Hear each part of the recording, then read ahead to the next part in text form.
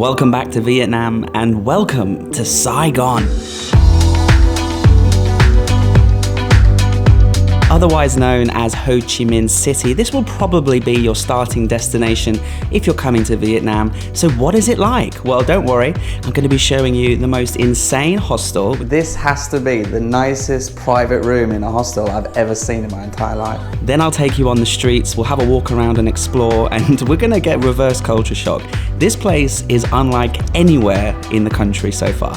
This is a big city, I could live here. And as usual, I'll show you some delicious foods and some of the best things to see and do in the city. So sit down and relax and let's get to know Saigon. For me, the biggest surprise of this entire trip.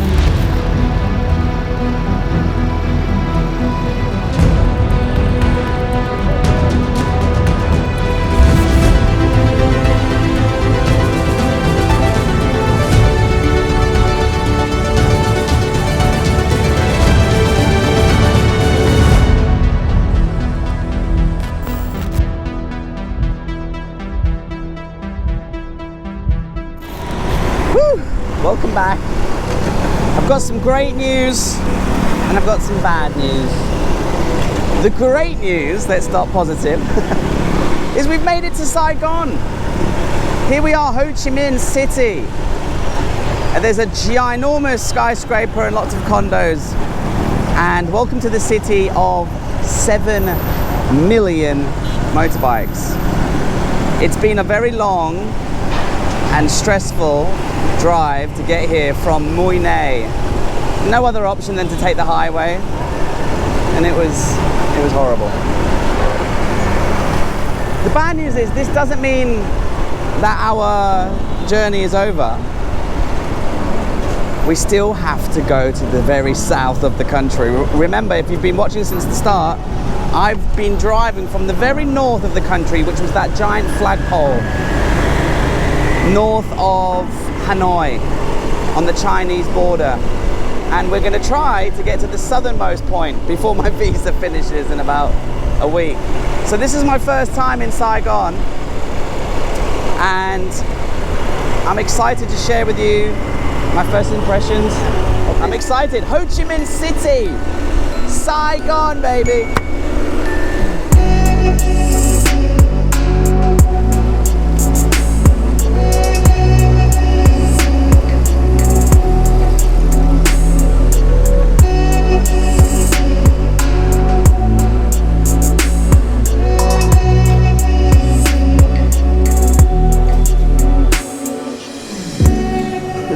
Slide in the hostel.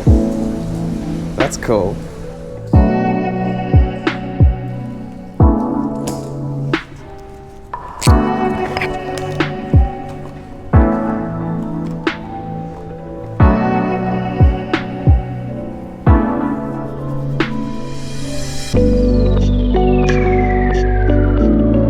I'm very tired. It's been a long way, all the way from Hanoi, up around the north, back down all the way through the coast and the central area. Anyway, now we're here, but we're not done yet. I'm thinking this room's gonna be good because it looked good on the pictures, so fingers crossed. This is a private room in a hostel. Wow. There's a bathtub in here. This has to be the nicest private room in a hostel I've ever seen in my entire life.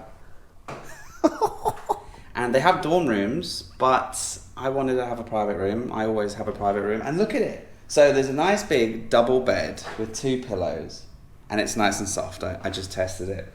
Then of course you've got this bathtub, which is very nice. I love taking hot baths. Actually, it's what I love to do the most after a day's ride. So bubble bath, that's happening right now actually, as soon as I finish this tour. The TV, the smart TV, has Netflix and YouTube. And I don't know who that ugly mug is, but he looks like he knows what he's talking about. And then there's a nice little fancy chair here, and then the sink is outside, and you get some complimentary coffee and things. What's in the fridge? Nothing. The bathroom is very small, but you've got a Japanese style toilet with all the buttons that cleans your butt for you. And then here's the fridge. Here's the shower. I'm tired, okay? I know this video's just started, but I've been driving for 6.5 hours in the pissing down rain, and it was quite stressful getting into Saigon. And I booked a private room, and I booked a fancier version of a private room because I knew I was going to be a little bit knackered and dusty and dirty, and I wanted to treat myself to celebrate coming all the way from Hanoi down to Saigon. Let's have a look at the view. You can see there's the highway that I took, and then this area here looks quite nice, and we'll go explore that soon. But I'm going to unpack, I'm going to have a hot bath, and then we'll go out and about and see what we can find.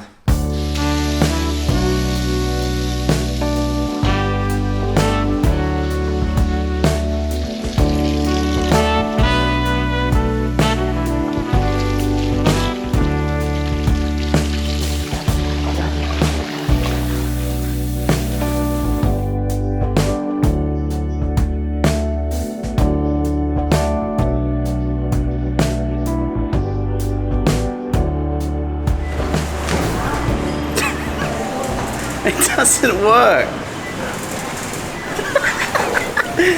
It doesn't work. I'm so disappointed. Wow, what a fail. The only way to discover a new city, get out your hotel and go for a nice walk. We're gonna go check out this direction. There's a market, there's a walking street. We'll see what we can find, and we'll get to know a little bit of Saigon. Because it's 5:30, there's no chance we're going to be able to go to any of the attractions and historical sites. We'll save that for tomorrow and later in this video. But for the afternoon and the early evening, we're in Saigon, so let's go see what Saigon's got to offer.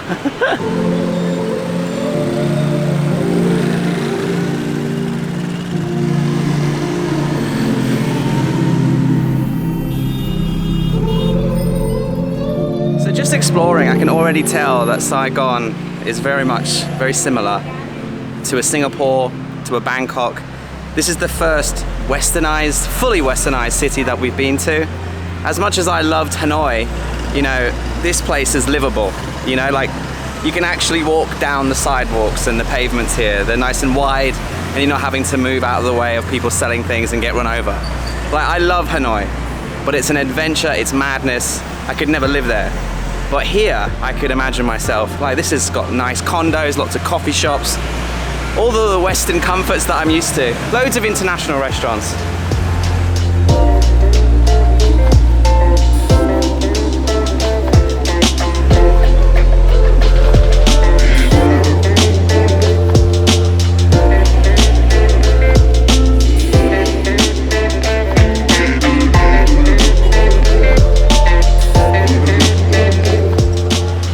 Basically got reverse culture shock. Like, I leave a city like this to go into the wild and to have adventure. That's how I felt when I got to Hanoi. I'd been in Bangkok and Thailand way too long, and not being able to walk on the street and all the beeping and all the craziness of Hanoi was such a culture change and a culture shock, and I was loving it every second of it. Now, we've been in Vietnam for so long, we've gone through the whole country, we've come to a Western city with Louis Vuitton and space and green spots and people skateboarding and women walking around in their fancy Gucci handbags. I've now flipped back, and I don't know if I like it or I'm like, get me back out in the countryside. A little bit of both, actually. I'm feeling happy to be here, but I'm missing the rice fields and dancing on the side of the street.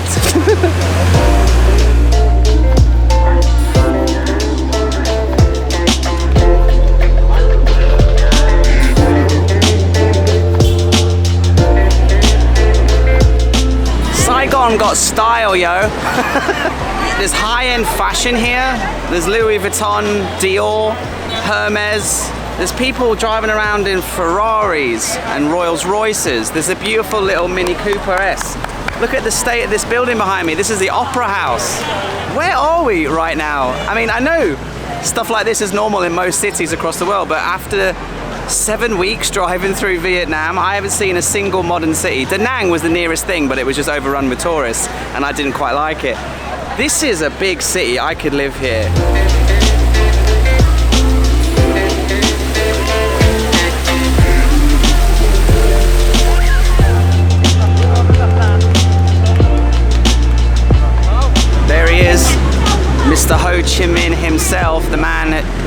this city is named after. Although funnily enough, he's actually buried in Hanoi because I saw his mausoleum. So I'm not quite sure why he's buried up there, but they named this city after him.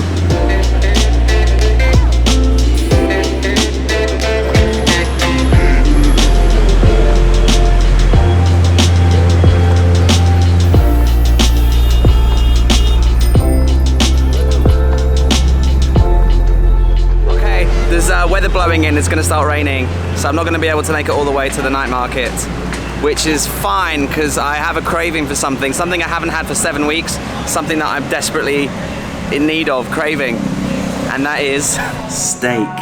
And not just any steak, but Saigon's best steak according to my mate Darren who lives here.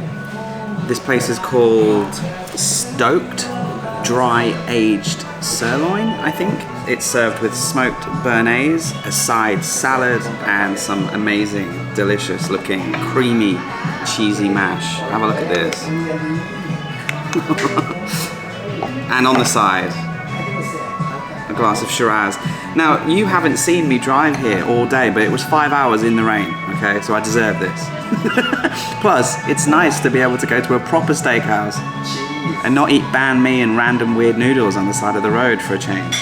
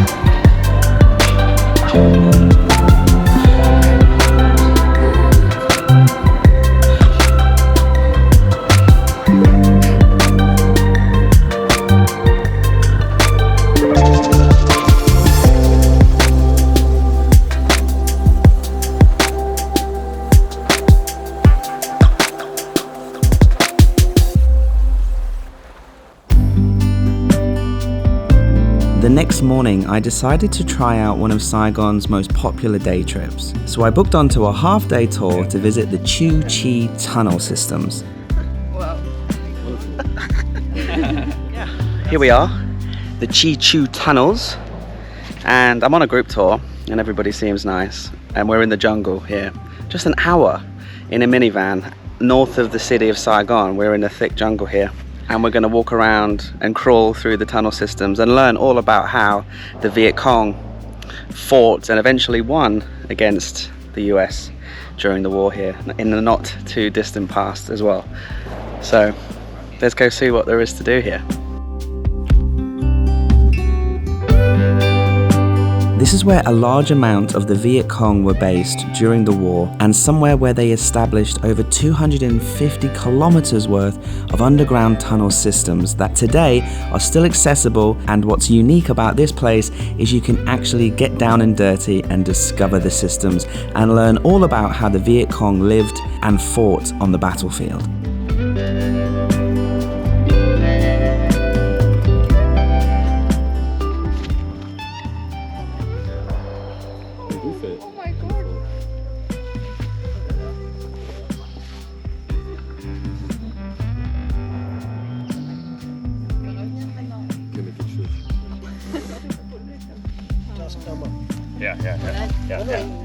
Yeah. Wow. Wonderful. That's smelly.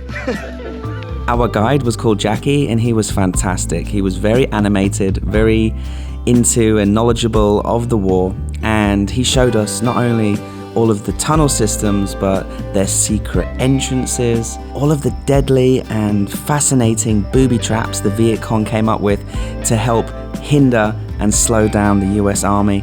We saw lots of remnants of B-52 bomb craters, destroyed American tanks, and we learned all about how the Viet Cong would find weaponry from the US and repurpose it for their own gain, because, you know, the Viet Cong was so outnumbered and outgunned, and they had to be very, very resourceful. Overall, I think this tour was excellent and well worth doing if you're looking to learn a little bit more about the history of the war and get out of the city. This is an hour outside the city and then an hour back. You get a nice air-conditioned van. The tour guide was great. We saw and learned a lot. And yeah, I thought it was a really fun day out. Fighting bunker.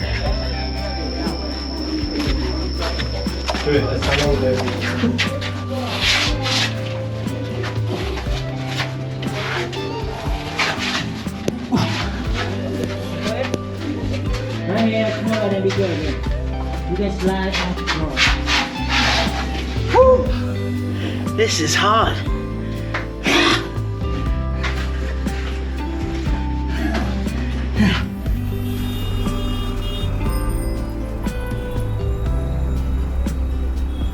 That is going to conclude our time here in Ho Chi Minh.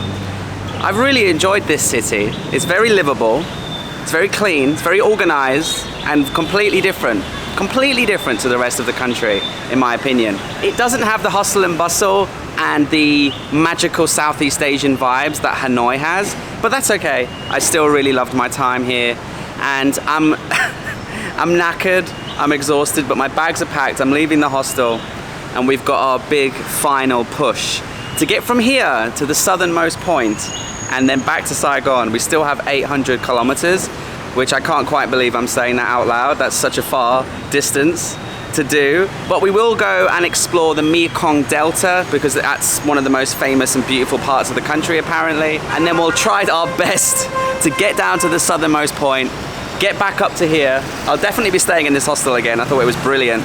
And we'll sell Super Dreamy because I can't take her back to Thailand, unfortunately. So thanks very much for watching. I hope you enjoyed Saigon, and let's hit the road to the Mekong Delta. Let's finish up this series in a positive way. And I love you. Sorry, mate.